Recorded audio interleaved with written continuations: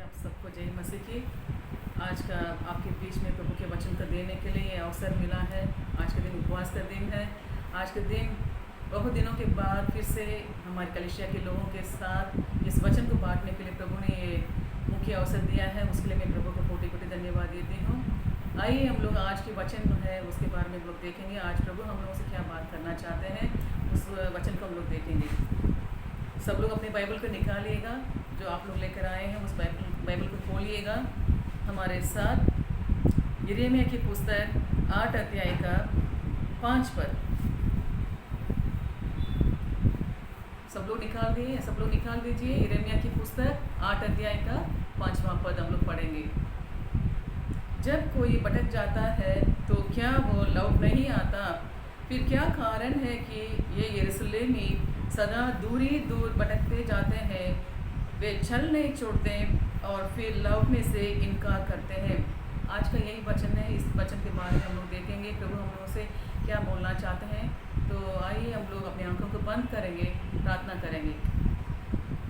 हे पिता परमेश्वर, सर्वशक्ति महान जीवित परमेश्वर, हम प्रार्थना करते हैं आज के दिन के लिए, आज के वचन के लिए। परमेश्वर पिता, हम सब आपकी प्रजा हैं। आज उपवास के साथ आपके सम्मुख में बैठते हैं प्रभु जी।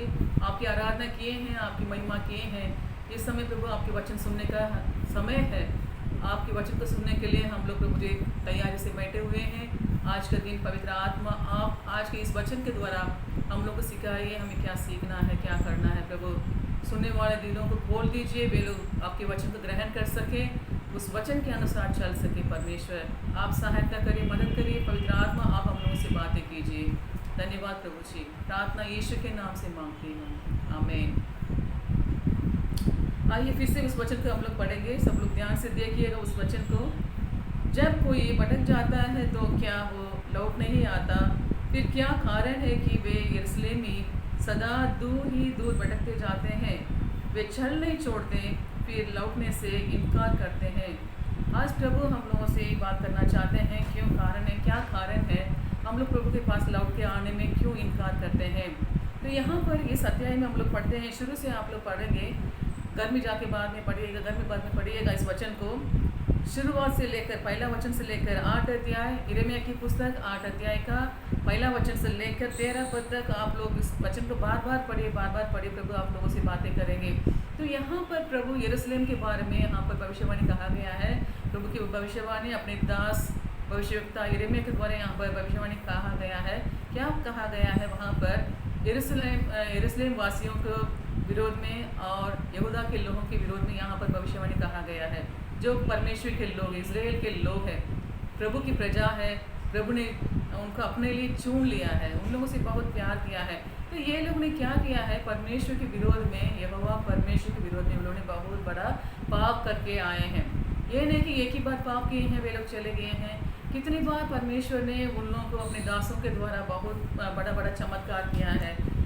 आपने जाना होगा कितनी बार हम लोगों ने कलीसिया में इसके बारे में इज़राइल के लोगों के बीच में प्रभु ने क्या क्या चमत्कार किया है, क्या अद्भुत कार्य किया है। कई बार हम लोग अपने पास्टर के द्वारा हम लोगों ने इस वचन को सुना है।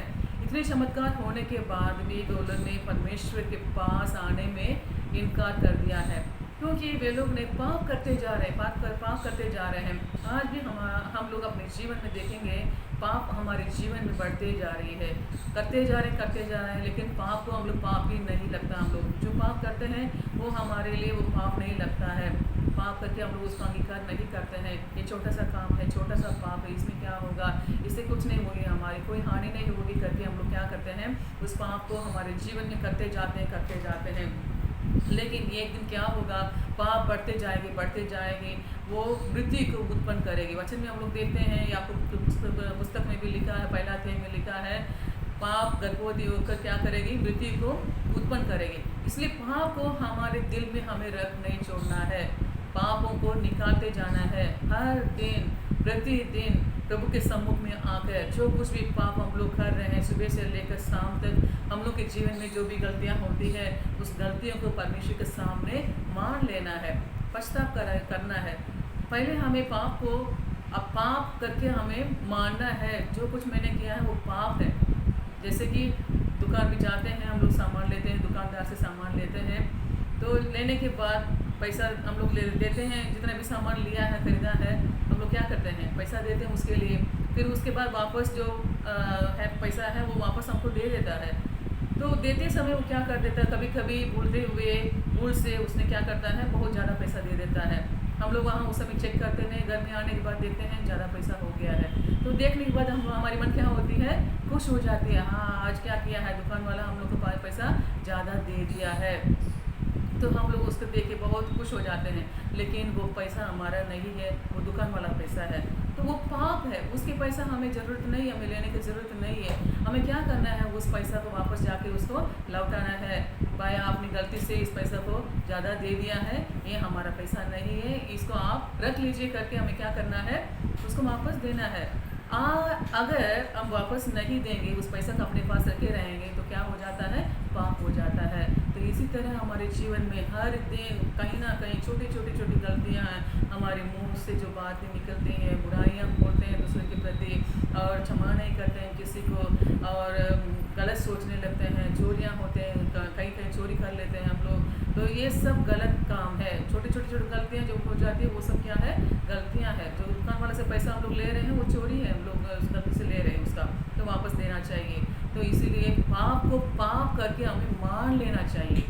सबसे पहला हमें पापों को मान लेना है। लेकिन ये इजरायली लोग हैं, जो यरूशलेम वासी, यहाँ पर शुरू से यहाँ पर आप लोग पढ़ेंगे, यहाँ पर लिखा है परमेश्वर की वाणी यहाँ पर है, तुम क्या करो, उस समय यहूदा के राजाओं, हाकिमों, याजकों, भविष्यवक्ताओं को और यरूशलेम के रहने वालों की हड्डियों कब्र में से निकाल कर सूर्य, चंद्रमा और आकाश के तारे गणों के सामने फैलाए जाएंगे, क्योंकि वे उन्हीं से प्रेम रखते, सेवा करते, उन्हीं के पीछे चलते और उन्हीं के पास जाया करते थे और उन्हीं को दंडवत करते थे, और वे ना इकट्ठी की जाएंगी, कब्र में रखी जाएंगी। तो यहाँ पर यरूशलेम वासियों के विरोध में और यहूदा के लोगों के विरोध में परमेश्वर की भविष्यवाणी है। उस देश में जितने भी राजा लोग, हाकिम लोग, भविष्यवक्ता लोग और वहाँ के यरूशलेम वासी लोग मर चुके हैं, उनको जो लाश है कब्रिस्तान में रखा गया है, उन लोगों की हड्डियों को इकट्ठा करके निकाल दो बाहर, उसके अंदर रखने की आवश्यकता नहीं है।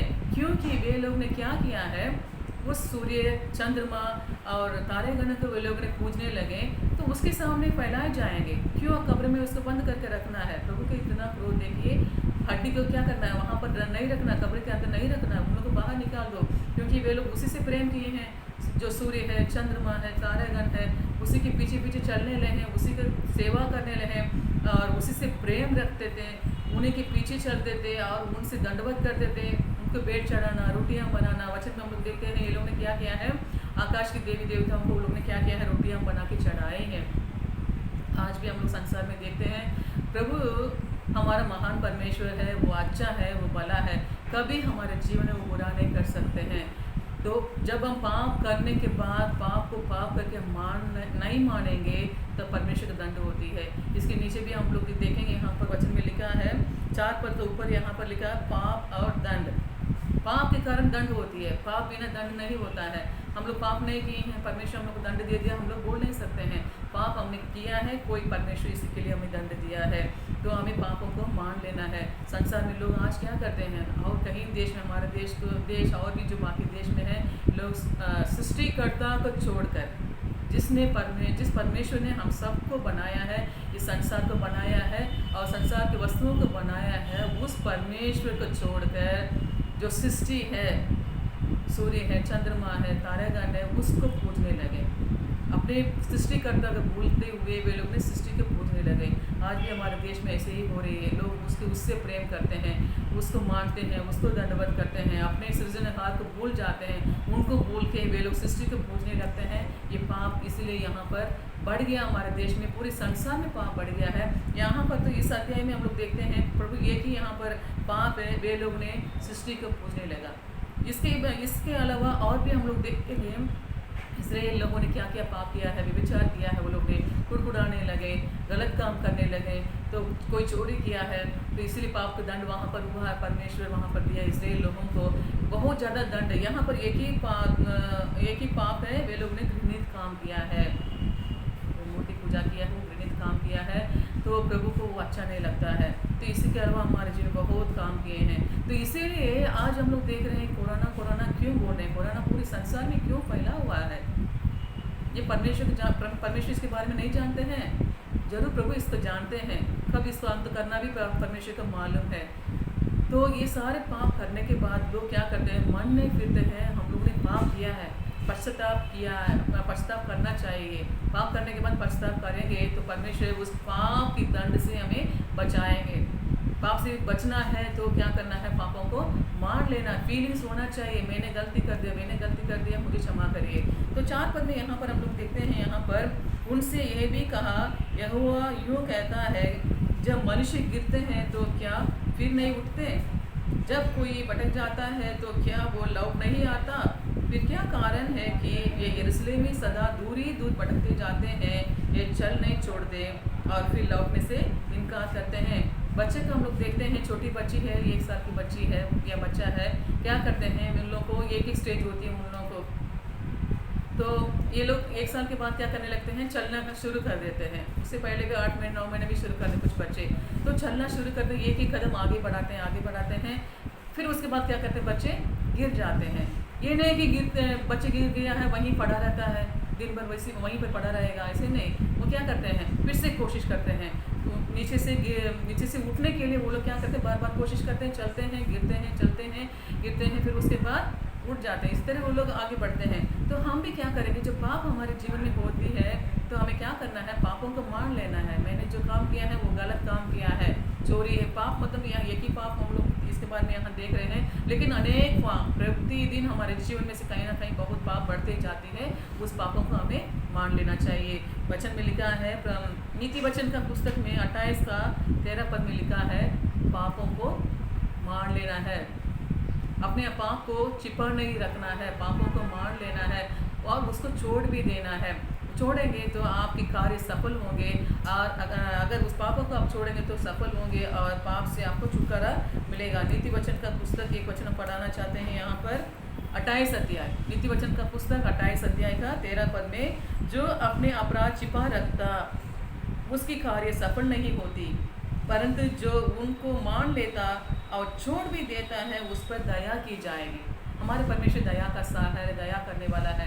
आज भी हम लोग प्रार्थना कर रहे हैं, प्रभु जी संसार में कोरोना वायरस से कितने लाखों लोग खत्म हो गए, सबके ऊपर आप दया करिए। अब दया का सार है, पाप क्षमा करने वाला परमेश्वर है, लोगों को पापों को क्षमा करिए करके प्रतिदिन हम लोग प्रभु परमेश्वर से प्रार्थना करते हैं। इसलिए वचन में भी लिखा है, तुम क्या करो, यदि मेरी प्रजा के लोग मेरे दर्शन की खोजी होकर मुझसे प्रार्थना करें, अपने बुरी चाल चलन से फिरे, तो मैं क्या करूँगा, उनके पापों को क्षमा करूँगा और उनके देश का ज्यों का क्यों बना दूंगा करके परमेश्वर ने कहा है। तो आज हमें क्या करना है, पापों को मान लेना है, छिपा नहीं रखना है।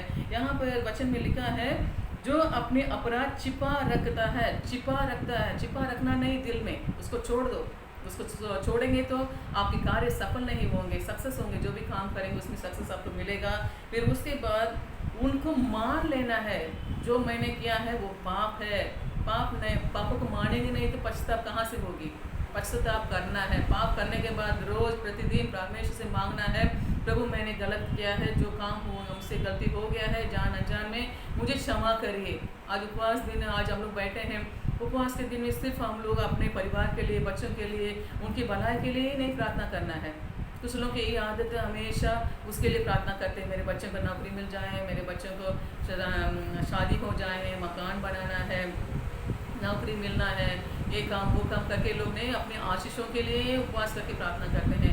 पहले पापों को मान लेने के लिए सीख लेना है, जो गलतियां हो गया है प्रभु, क्योंकि पापों को हम मान लेंगे ना परमेश्वर, उसके बाद हम लोग को बहुत आशीष है। इस वचन में हम लोग देखेंगे परमेश्वर के बारे में, आशीष के बारे में भी यहाँ पर दिए हैं। तो पहले पापों को मान लेने के लिए सीख लीजिए, हर दिन पापों को मान लीजिए, अपने मन को कठोर मत करिए। एक और वचन यहाँ पर लिखा है, यिर्मयाह की पुस्तक 5 अध्याय का 3 पद में लिखा है, 3 पद का आखिरी 3 लाइन, यिर्मयाह की पुस्तक 5 अध्याय उसका 3 पद का आखिरी 3 लाइन में लिखा है, उन्होंने अपना मन चट्टान से भी अधिक कठोर किया है, उन्होंने पश्चाताप करने से इनकार किया है। जो मन है उस मन को कठोर नहीं करना है, वो बहुत कोमल है, कोमल हृदय प्रभु हम लोग को दिया है। उस मन को हम क्या करते हैं, अपने पापों के कारण हम क्या करते हैं, अपने पापों को मानना नहीं चाहते हैं, ना, तो अपने मन को क्या कर देते हैं, कठोर करके रख देते हैं, हम नहीं मानेंगे, जो मैंने गलती किया है वो पाप को मानेंगे नहीं, वो गलती है ही नहीं करके आप लोग बोलेंगे, तो चट्टान से भी अधिक कठोर हो जाती है आपका दिल। तो उस समय आप ऐसे रहेंगे तो आप किसी से पछतावा करेंगे नहीं, आपसे गलती हो गई तो मानेंगे नहीं, सॉरी नहीं बोलेंगे, माफ़ी नहीं मांगेंगे। तो इसीलिए परमेश्वर बोल रहे हैं तो ऐसे मत करो, मेरे पास लौट आओ। नीचे यहाँ पर वचन लिखा 6 पद में, फिर से हम लोग जाएंगे यिर्मयाह की पुस्तक 8 अध्याय के 6 पद में लिखा है, मैंने ध्यान देकर सुना परंतु ये ठीक नहीं बोलते, इनमें से किसी ने अपनी बुराई से पछता कर नहीं कहा, हाय मैंने ये क्या किया है। जैसे घोड़ा लड़ाई से वेग से दौड़ता है, वैसे ही इनमें से हर एक जन अपनी ही दौड़ में दौड़ता रहता है। पाप करने के बाद क्या करता है, पछतावा नहीं करता है, दौड़ता रहता है, पीछे मुड़ के नहीं देखता है मेरे जीवन में से क्या गलती हो गया है। तो उस पापों को मानिए, रोज मानिए, प्रभु के सम्मुख में आ जाइए, प्रार्थना करिए, प्रभु मेरे पापों को क्षमा करिए, हैबिट बना के रखिए, आदत बना के रखिए। हर दिन रात में सोते समय उससे पहले ही परमेश्वर से माफ़ी मांगना, प्रभु आज हमारे पापों को क्षमा करें, जो भी गलती हो गया क्षमा करिए, क्योंकि आज रात में हम सोने जा रहे हैं, रात में क्या होगा हमें नहीं पता। मर भी जाएंगे तो क्या करेंगे, एकदम निर्दोष निष्कलंक रहना है, ताकि हम परमेश्वर के सम्मुख में जाके खड़े होने के लिए योग्य ठहरना है। पापों को लेके हमें नहीं सोना है, तो तुरंत पापों को खत्म करते जाना है। हालेलुया। तो इसलिए यहाँ पर इस वचन में लिखा है, परमेश्वर का दुख, यहाँ पर अपने दुख को प्रभु बता रहे हैं, इतना वेदना से बता रहे हैं, मेरे प्रजा मेरे पास लौट के नहीं आ रही है। तो यहाँ पर इसलिए पश्चाताप करने के लिए प्रभु यहाँ पर सबको बुला रहे हैं, पापों को मान लीजिए। जैसे एक घोड़ा तो जानते हैं, घोड़ा युद्ध में जाती है, उस जमाने में तो क्या हुआ था, घोड़ा रहता था। इस समय तो सब लोग बंदूक है, बम है, ये सब रख के लोग लड़ाई करते हैं, लेकिन उस समय जो इजराइल के लोग रहते थे उस समय घोड़ा बहुत ज़्यादा थी वहाँ पर। जब लड़ाई करते समय घोड़ा वहाँ पर दौड़ता रहता था, वो वेग से दौड़ता है, वो आगे पीछे कहीं देखता नहीं, बस जहाँ उसको जाना है उसी तरह वो दौड़ते जा रहा है। तो वैसे ही हमारे मन दौड़ता है, पापों को मोड़ के नहीं देखता है, पाप से पछतावा करना नहीं जानता है। वचन में यहाँ पर लिखा है, पाप को मानने से लोग जानना ही नहीं जानते हैं। तो उसी तरह हम लोग क्या करें, रुकिए, वहाँ पर घोड़े के समान हमें नहीं भागना है, रुकना है, कहाँ गलती हो गया उस गलती को साफ करिए। क्योंकि प्रभु का वचन में लिखा है, पहला यूहन्ना की पुस्तक 1 अध्याय में 7 पद में लिखा है, यीशु मसीह का लहू हमें हमारे सारे पापों से शुद्ध करता है। शुद्ध होना चाहिए, जो हमारे पाप है साबुन से साफ नहीं होती है। हमारे पापों को साफ करने के लिए एक लिक्विड है, प्रभु यीशु मसीह का लहू है। आज हम लोग सैनिटाइज करते हैं, अपने आप को शुद्ध रखने के लिए क्या करते हैं, सैनिटाइज करते हैं। कहीं भी जाओ सैनिटाइज करो, कितनी एडवर्टाइजमेंट हम लोग का आता है, हाथ धोना है, बार बार हाथ धोना है, ये मिट्टी का शरीर है, बार बार हाथ धोना है, उस कोरोना से बचने के लिए बार बार हमें क्या करना है, हाथ धोना है, सैनिटाइज करना है। कहीं भी दुकान में जाओ, कहीं भी आओ, अंदर जाओ, बाहर जाओ, कहीं भी जाओ, सैनिटाइज करते रहो। ये तो इसमें साफ हो जाएगा। लेकिन जो हमारे मन में जो पाप की गंदगी है, उस गंदगी को साफ करने के लिए सिर्फ और सिर्फ एक ही लिक्विड है, वही है प्रभु यीशु मसीह का लहू। उस लहू से हमें रोज धोना है अपने पापों को। हालेलुया। और हम लोग वचन को देखेंगे, एक और वचन में भी लिखा है, यशायाह की पुस्तक आप सब जानते हैं, मैं सिर्फ रेफरेंस बता देती हूँ, आप उसको नोट कर लीजिए, बाद में देख लीजिए। आपके पाप चाहे लाल रंग के क्यों ना हो, पापों को मान लो, मैं क्या करूँगा, हिम के समान उसको श्वेत बना दूंगा, शुद्ध बना दूंगा। आपके दिल को प्रभु यीशु मसीह शुद्ध कर देंगे। इसीलिए पापों को मान लीजिए। अगर बलवा करेंगे तो तलवार से मारा जाएगा, वो दूसरी बात है। तो बलवा नहीं करना है, उस घोड़े के समान हमें भागना नहीं, जैसे दौड़ती पापों को वो अपने ध्यान नहीं देती अपने कामों में। तो इसलिए हमें पापों से हमें मान लेना चाहिए। एक और पुस्तक में भी लिखा है, भजन संहिता की पुस्तक 103 में, बस हम रेफरेंस बता दे रहे हैं, टाइम नहीं है क्योंकि इतना हम लोग इसमें रिकॉर्डिंग नहीं कर सकते हैं ना, तो इसीलिए यहाँ पर एक वचन मैं पढ़ना चाहती हूँ।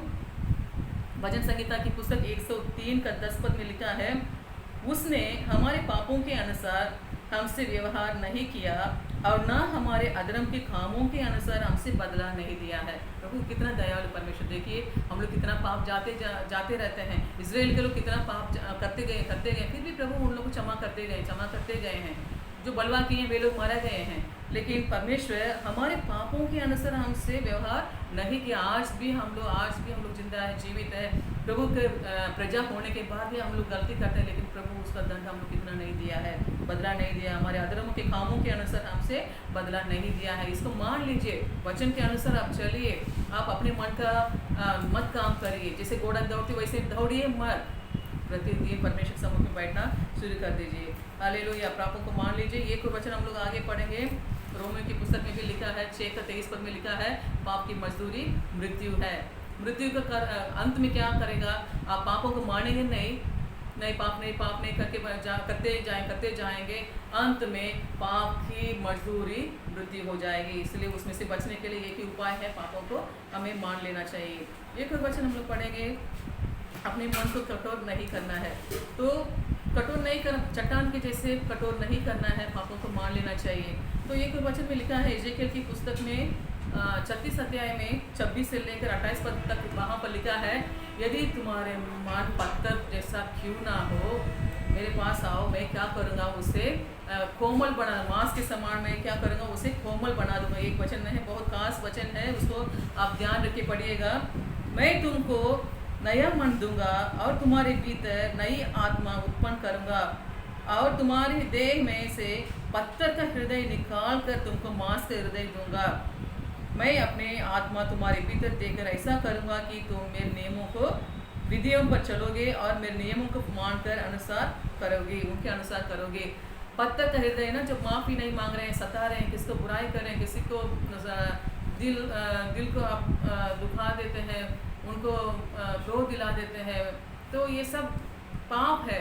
ये अंत में क्या करेगा? आपके अंदर रोगी को लेकर आएगा, रोगों को लेकर आएगा। अब ध्यान रखिएगा, पाप बढ़ते जाते मृत्यु के अंत में वो खत्म करेगी, मृत्यु देख खत्म करेगी। उससे पहले संसार में हमें रहना है, उतना जल्दी मरेंगे नहीं, लेकिन वहाँ वो हमारे देह में वो क्या कर देता है? रोगों को लेकर आ जाता है। पापों को मान लेना है, छोड़ देना है, एकदम आज़ादी से रहना है, प्रभु की महिमा करना है। इसलिए पत्थर का जो हृदय है उसको निकाल के फेंकिए। परमेश्वर आपको तैयार है आपके पापों को क्षमा करने के लिए। पश्चाताप करिए, प्रभु मुझसे गलती हो गया, सबसे प्रेम से रहिए। ये जीवन हमारे प्रभु दिया वो अनमोल जीवन है, कुछ दिन समय के लिए प्रभु हम लोग को दिया है इस संसार में रहने के लिए, तब तक हम सबके साथ मेल मिलाप के साथ रहें। वचन में लिखा है हो सकता है तो सबके साथ मेल मिलाप के साथ रहो, मेल मिलाप के साथ रहना, किसी को दिल को दुखाना नहीं, प्रेम से रहना है। तो इसलिए अपने मन को कठोर ना करें, परमेश्वर से माफ़ी मांगे, पश्चाताप करें, तो परमेश्वर क्या करेंगे? हमारे मन में नया मन देंगे। यहाँ पर ऐसे लिखा है, तुमको नया मन दूंगा और तुम्हारे भीतर नई आत्मा उत्पन्न करूंगा और तुम्हारे देह में से पत्थर का हृदय निकाल कर तुमको मांस का हृदय दूंगा। यहाँ पर ये कोई वचन हम लोग पढ़ेंगे 8 अध्याय, फिर से हम लोग जाएंगे यिर्मयाह की पुस्तक 8 अध्याय का 7 पद में। आकाश में लग भी अपने नियत समयों को जानता है और पंडुकी, सुपाबेनी और सारस भी अपने आने का समय रखते हैं, परंतु मेरी प्रजा यहोवा का नियम नहीं जानती। यहोवा का नियम को जानिए। प्रभु क्या चाहता है हमारे जीवन में, क्या करने के लिए प्रभु हम लोग को दिया है।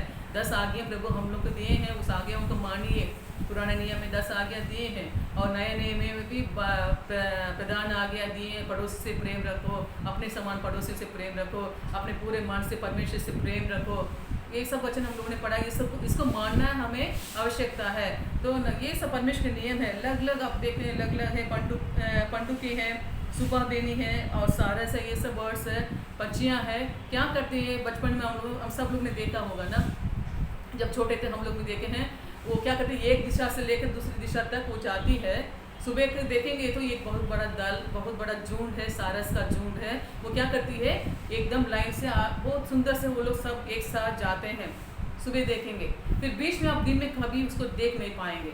फिर शाम होते होते जैसे 5-6 बज रहा है, धीरे धीरे वो सब वापस जिस दिशा से वे लोग नहीं गए थे, फिर उस दिशा की ओर आगे बढ़ते जाते हैं। वो सारस, वो पक्षी, वो क्या करती है? नियमों को जानती है, उसको कोई सिखाने वाला वहाँ पर नहीं है। वो लोग जाते हैं, एक दिशा में से दूसरी दिशा वापस जाते हैं। वैसे मुर्गी हम देखेंगे, मुर्गी के बच्चे भी आप लोग बचपन में देखे होंगे, आप बड़े हैं अभी, छोटे बच्चे भी अभी सुन रहे होंगे, आप सब लोग देखे होंगे। उस समय में सबके घर में मुर्गी था, उनके बच्चे भी थे। वो लोग क्या करते हैं? सुबेरे लोग क्या करते हैं? अपने बच्चे को लेकर जाती है कहीं इधर उधर जाके, वो लोग क्या करते हैं? अपने भोजन को वो लोग ढूंढ के खाते हैं। तो शाम होते ही वे लोग क्या करते हैं, धीरे धीरे धीरे धीरे धीरे अपने घर के पास, अपने मालिक के पास आने लगते हैं। मालिक उसको बुलाता है, नहीं, उनको मालूम है कहाँ मालिक का घर है, जिस घर में रहना है वो क्या करते हैं, उस घर की ओर आगे बढ़ते अपने कदम को। जब पक्षी है उसको 5 बुद्धि है, इंसान को तो 6 बुद्धि दिया गया है ज्ञान, लेकिन वे लोग क्या करते हैं, नियमों को जानते हैं, लेकिन यहाँ पर परमेश्वर के लोग क्या करते हैं, मेरी प्रजा यहोवा के नियम नहीं जानती। क्यों नहीं जानती? वचन को पढ़िए, प्रतिदिन परमेश्वर के वचन को पढ़िए, मनन करिए, प्रार्थना करिए प्रभु से, प्रभु आपके वचन के अनुसार चलने के लिए हमें सहायता करिए, मदद करिए। आप दुनिया के और अपने मन को मत लगाइए। जब तक रहना है हमें इस वचन के अनुसार हमें चलने के सीखना है, यही हमें बचाएगा, अंतिम समय में हमें खड़ा करेगा परमेश्वर के सामने। तो इसलिए आप इस वचन को आप पढ़िएगा। आगे भी 12-13 पद में भी लिखा है, घृणित काम करने के बाद लज्जित होना सीखना है। लज्जित नहीं होते ना, छोटे छोटे काम करके लज्जित होने के लिए सीखना है।